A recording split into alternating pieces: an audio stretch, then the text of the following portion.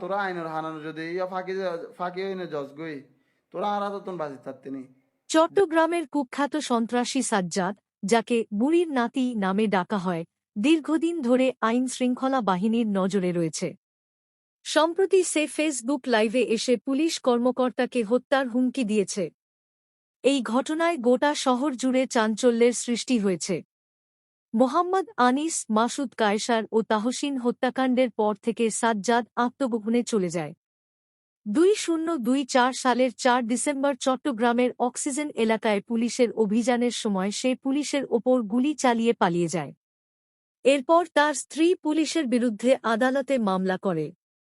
সাম্প্রতিক অভিযানে তার কয়েকজন সহযোগী আটক হলে সাজ্জাদ ক্ষিপ্ত হয়ে 2 জানুয়ারি রাতে ফেসবুক লাইভে আসে। সেখানে বায়েজিদ বোস্তামি থানার ওসি আরিফুর রহমানকে অশ্রাব্য ভাষায় গালিগালাজ করে এবং সরাসরি হত্যার হুমকি দেয়।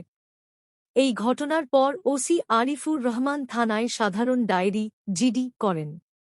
চট্টগ্রাম মেট্রোপলিটন পুলিশ সিএমপি সাজ্জাদকে ধরিয়ে দেওয়ার জন্য পুরস্কার ঘোষণা করেছে এবং তাকে গ্রেপ্তারের জন্য বিশেষ অভিযান পরিচালনা করছে।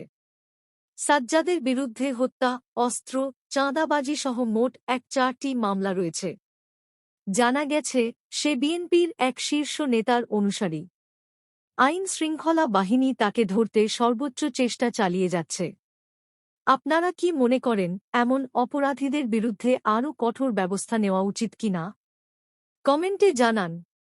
ভিডিওটি ভালো লাগলে লাইক দিন, শেয়ার করুন এবং আমাদের চ্যানেলটি সাবস্ক্রাইব করুন নতুন আপডেট পেতে।